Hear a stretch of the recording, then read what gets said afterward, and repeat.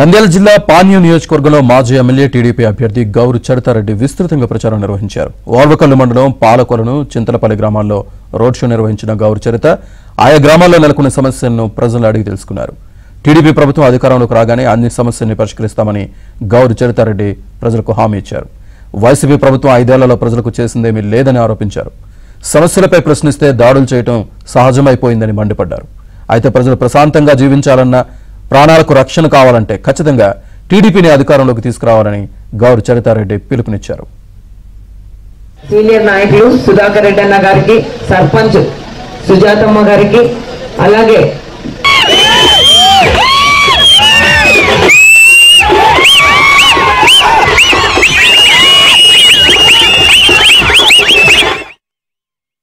ఎక్కడన్నా ప్రశాంతంగా ఉందా, ఎప్పుడు కేసులో ఎప్పుడు భయపడుతుందని బతకాల, ఎందుకు ఈయనకు. కాబట్టి నేను ఒక్కటే చెప్తున్నా, ఇటువంటి పాలనకు చరమగీతం పాడే సమయం వచ్చింది. అది మీ చేతుల్లోనే ఉంది. మనము స్వేచ్ఛగా బతకాలన్నా, మన ప్రాణాలకు రక్షణ ఉండాలన్నా, మన ఆస్తులకు రక్షణ ఉండాలన్నా ఖచ్చితంగా ఇటువంటి నాయకులను ఇంటికి పంపించే టైం వచ్చింది.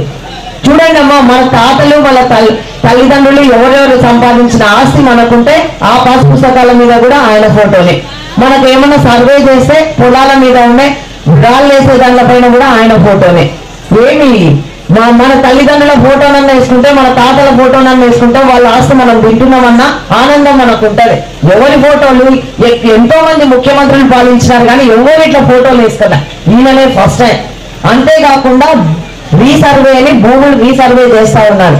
దాంట్లో కూడా 3 ఎకరాలు ఉండేది 2 ఎకరాలే చూపిస్తా ఉన్నారు.